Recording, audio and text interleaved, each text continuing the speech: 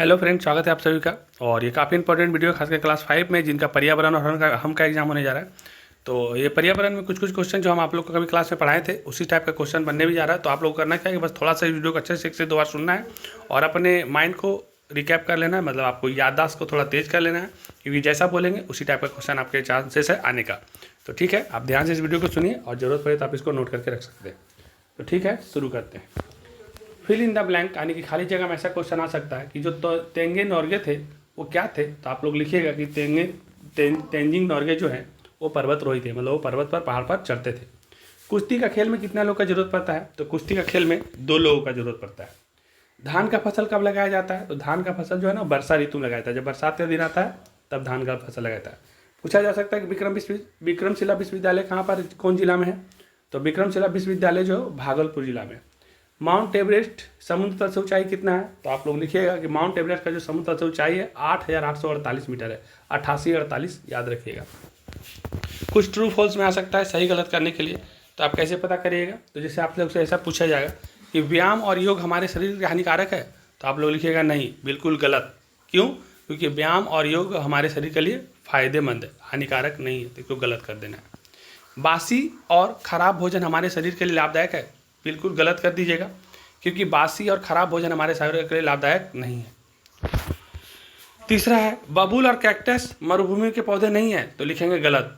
बबूल और कैक्टस जो है ये मरुभूमि के पौधे हैं। फिर चौथा है सभी तंबाकू उत्पादन हानिकारक होते हैं, तो लिखेंगे सही, हाँ सभी तंबाकू उत्पादन जो है वो हानिकारक होते हैं। गुल मेहंदी की बीज फटकर या चटक कर बिखरते हैं, तो लिखेंगे हाँ सही। क्यों? क्योंकि गुल मेहंदी और ये जो गुल मेहंदी के जो बीज होता है ना, या तो फटकर या चटक करके बिखर जाते हैं। तो ठीक है, आगे बढ़ते हैं। आपसे पूछ सकता है कि ऐतिहासिक स्मारकों का संरक्षण किस तरीके से किया जा सकता है। ऐतिहासिक स्मारकों मतलब जो पुराना महल भवन है, उसका कैसे हम लोग बचा सकते हैं। तो आप क्लास 5 में हैं, तो क्लास 5 के लेवल में सिर्फ आसान भाषा में लिखिएगा, हम ऐसे पढ़ाई इसको अच्छा से दे रहे हैं। तो लिखेंगे उसका नियमित रख रखाव और मरम्मत करके। जैसे पुराना भवन है तो उसको ज़रूरत पड़ने पर उसका रिपेयरिंग भी करना है, ज़रूरत पड़ने पर जहाँ टूट जाए तो उसको जोड़ना भी है ना। तो स्मारकों को नियमित सफाई है ना, उसका जांच करके और ज़रूरत पड़ने पर तो उसका मरम्मत करके। फिर उसका कानूनी संरक्षण और प्रवर्तन, जैसे प्राचीन पहले का जो भवन बना हुआ है तो वो सभी का जो भी अवशेष पुराना हो गया है तो उसको हम लोग क्या करेंगे, कानूनी संरक्षण दे देंगे। अधिनियम 1958 में जैसे कानून का सख्ती से लागू किया जाना चाहिए, जो संरक्षित स्मारकों को 100 मीटर के भीतर निर्माण गतिविधियों को प्रतिबंधित करता है। और जन जागरूकता और शिक्षा देकर के लोगों को स्मारकों के महत्व के बारे में समझाना है कि हमारे पूर्वजों का है और इसको देख करके हम लोग बहुत सारा कुछ सीखते हैं। आवश्यकता के बारे में उसको बताना और शिक्षित करना। फिर है धन और संसाधनों का सुरक्षित करना, जैसे संरक्षण करेंगे धन और संसाधन को तो अनेक परियोजनाओं के लिए पर्याप्त धन और संसाधन का आवंटन सुनिश्चित किया जाता है। और पांचवा आधुनिक प्रौद्योगिकी का उपयोग करके। तो स्मारकों का निगरानी जो हम लोग करेंगे, दस्तावेजीकरण और संरक्षण करेंगे, इसके लिए आधुनिक तकनीक जैसे 3D सब का उपयोग करेंगे। अब क्लास 5 में तो आपको क्या लिखना है कि देखिए हम लोग को लिखना है कि हम लोग कैसे उसको बचा सकते हैं। तो लिखेंगे उसको नियमित रख रखाव कर करके, फिर हम लोग कानून का सहायता दिला करके, उसके बाद उसके लिए लोगों को जागरूक करके, उसके लिए शिक्षा दे करके, धन संसाधन को बचा करके, और आज के समय का जो नया टेक्नोलॉजी है उसका उपयोग कर करके हम लोग जो प्राचीन स्मारक है उसको बचा सकते हैं। प्राचीन स्मारकों कुछ नाम भी बता दे रहे हैं कि क्या क्या है। तो जैसे हम लोग अभी कुछ प्राचीन स्मारकों के नाम, जैसे जामा मस्जिद, ये कहाँ है? तो दिल्ली में है। ये प्राचीन स्मारक है, इसको बचा के रखना है, नियमित साफ सफाई करना है, मरम्मत करना है, कानूनी सहायता दिलाना है, उसके लिए धन संचय करना है। एक है बृहदेश्वर का मंदिर, ये तंजावुर में है। और एक है बुलंद दरवाजा जो फतेहपुर सीकरी में है। कुतुब मीनार जो दिल्ली में है। और गोल गुम्बद ये बीजापुर में है। ये सब जो है ऐतिहासिक स्मारक है और इसको बचा के रखना क्यों जरूरी है आपको बता दिए, आप आसान भाषा में लिखिएगा। फिर है रॉस द्वारा मलेरिया के मच्छर जनित संरक्षण का प्रमाण। तो जो रोनाल्ड रॉस थे, ये इन्होंने साबित कर दिया था और इनको साबित करने के लिए कई महत्वपूर्ण प्रयोग भी करना पड़ा था। आप लोगों को बताए थे, मच्छरदानी में बहुत सारा मच्छर को पकड़ते थे। तो आपको आसान भाषा में लिखना है कि मलेरिया रोगियों के रक्त में परजीवी की खोज रॉस ने मलेरिया से पीड़ित सैनिकों के रक्त में मलेरिया परजीवी प्लाज्मोडियम की उपस्थिति से पता लगाया था। मच्छरों का अध्ययन, उन्होंने विभिन्न प्रकार के मच्छरों को एकत्रित किया था और उनका अध्ययन किया। विशेष रूप से एनाफ्लीज मच्छर पर ध्यान दिया था, जो मादा एनाफिलीज होता है, उसी काटने से डेंगू होता है। संक्रमित मच्छरों से परजीवी का पता लगाना। उन्होंने मलेरिया रोगियों को काटने वाले एनाफिलीज मच्छरों को पाला और उनके शरीर में मलेरिया परजीवी का विकास चरणों का पता लगाया। उन्होंने पाया कि परजीवी मच्छर की आंत में विकसित होते हैं और फिर लार ग्रंथियों में चले जाते हैं। मच्छरों द्वारा संक्रमण का प्रदर्शन। रॉस ने स्वस्थ पक्षियों को संक्रमित मच्छरों से कटवाया और देखा कि उन पक्षियों में मलेरिया विकसित हो गया, जिससे यह साबित हुआ कि मच्छर रोगों का वाहक है। और वो पक्षी को जब हो गया मलेरिया तो समझ में आ गया कि मच्छर जो रोगों का वाहक है। और मानव मलेरिया पर लागू करना। इन निष्कर्षों के बाद में मानव मलेरिया पर लागू किया गया, जिससे यह स्थापित हुआ कि एनाफिलीज मच्छर ही मनुष्य में मलेरिया फैलाते हैं।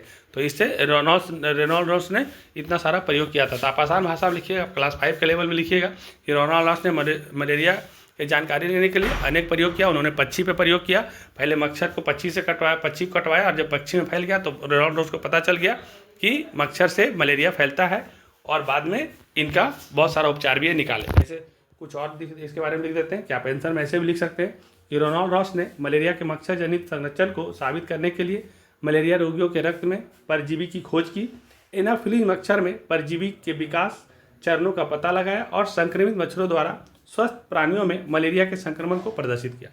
ठीक है, तो आप लिख दीजिएगा कैसे उसका पता किया गया था। आप मच्छरदानी में उसको बंद करके मच्छर को पकड़ते थे, वो सब भी आप लिख सकते हैं। आपसे कुछ मिलाने के लिए या वन लाइनर में पूछा जा सकता है, तो मिलाने के लिए अगर आ जाएगा तो देखिएगा आपसे पूछ सकता है कि देव सूर्य मंदिर कहाँ पर है। तो आप याद रखिएगा देव सूर्य मंदिर जो है औरंगाबाद में है। रहट क्या होता है? रहट सिंचाई का साधन है। गत का मार्शल आर्ट है। और हवा में उड़ने वाला जो बीज होता है उसको कपास का बीज है जो हवा में उड़ता है। और बोध गया में क्या है? तो बोध गया महात्मा बुद्ध का ज्ञान का प्राप्ति हुआ था, तो बोध गया महात्मा बुद्ध से जाना जाता है। कुछ क्वेश्चन इस तरह से रहेगा कि आप अपने गाँव में मच्छर कम करने के लिए क्या करेंगे।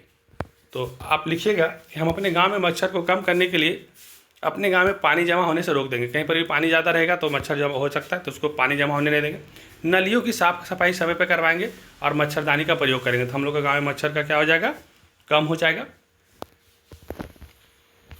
पेड़ पौधे की वृद्धि के लिए किन किन चीज़ों का आवश्यकता होता है। तो आप लिखिएगा पेड़ पौधे की वृद्धि के लिए सूर्य का प्रकाश, पानी, हवा और उचित तापमान और पोषक तत्वों से भरपूर मिट्टी की आवश्यकता होती है। विश्व के प्रथम आवासीय विश्वविद्यालय का नाम बताइए। तो आप लिखिएगा कि विश्व का प्रथम आवासीय विश्वविद्यालय नालंदा विश्वविद्यालय था। वर्षा, शरद एवं ग्रीष्म ऋतु में लगाई जाने वाली कुछ फसल का नाम बताइए। तो देखिए बरसात में तो खरीफ लगाया जाता है, जैसे धान का भी सीजन चल रहा है, तो धान, मक्का, बाजरा ये वर्षा में लगेगा। शरद यानी ठंडा के दिन में गेहूँ, जिसको रबी फसल कहते हैं, गेहूँ, चना और सरसों। और गर्मी का दिन में जायद का फसल लगता है, जैसे तरबूज, खरबूज, ककड़ी। आपको याद हो जाएगा कि बरसात के दिन में हम लोग धान लगाते हैं और ठंडा के दिन में आप लोग गेहूँ लगाते हैं और गर्मी का दिन में तरबूज, खरबूज खाते भी हैं। तो आप ऐसे करके याद कर लीजिएगा। अच्छा, एक क्वेश्चन ये भी पूछा जा सकता है बिहार की राज्य की सीमा किस देश से लगती है। तो बिहार का राज्य का सीमा एक देश है जो बगल में आपका नेपाल, आप तो जानते ही हैं, नेपाल से लगती है। तो बिहार की सीमा उत्तर दिशा में नेपाल से जुड़ी हुई है। नेपाल के साथ बिहार का लगभग 600 किलोमीटर, कितना किलोमीटर? तो 600 किलोमीटर की लंबी खुली सीमा है। और सीमावर्ती जिलों में दोनों देशों के बीच रोटी बेटी का संबंध है, यानी वैवाहिक संबंध भी प्रचलित है। और बिहार से लोग नेपाल में जाकर शादी भी करते हैं, तो रोटी बेटी का संबंध है। और 600 किलोमीटर का सीमा है, खुला है, आप जा सकते, कभी भी आ सकते, जा सकते, कोई रोक टोक नहीं है।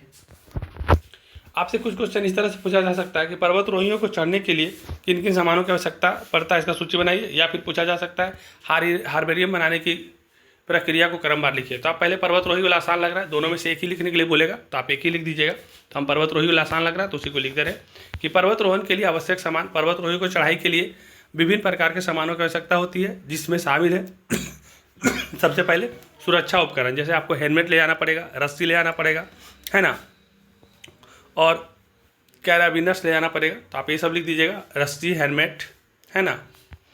वस्त्र आपको कैसा पहनना पड़ेगा? तो गर्म कपड़ा ले जाना पड़ेगा क्योंकि वहाँ पर बर्फ़ होता है। वाटरप्रूफ जैकेट ले जाना पड़ेगा ताकि अंदर बर्फ़ ना जाए, पानी ना जाए।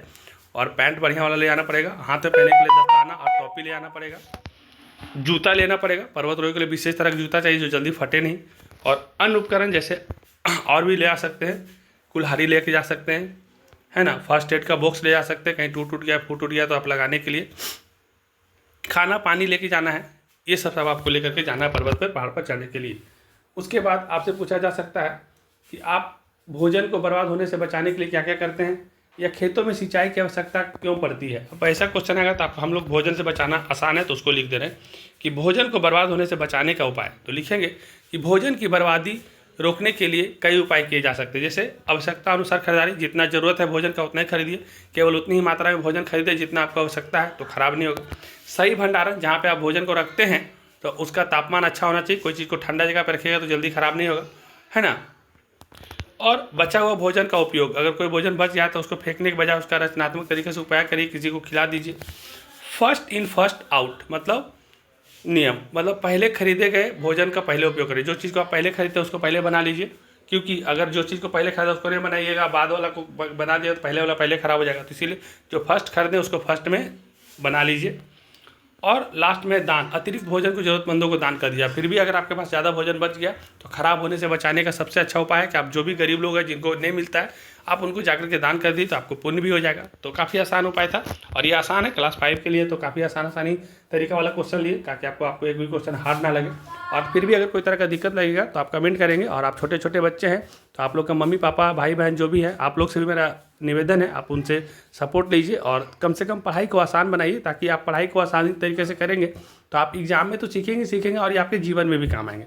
तो दोनों चीज़ ज़रूरी है। तो ठीक है, अगर वीडियो अच्छा लगेगा तो आप लोग लाइक कर दीजिएगा और अगर सब्सक्राइब करना नहीं आता तो आप अपने भाई बहन को बोल करके इसको सब्सक्राइब करिए, ताकि आपको कोई भी सब्जेक्ट का दिक्कत होगा तो आप लोगों के साथ में हम लोग बने रहेंगे यूट्यूब चैनल में। अभी क्रिएट यूजर आपके साथ हमेशा है, तो कोई भी दिक्कत लगे तो कमेंट करिए। धन्यवाद।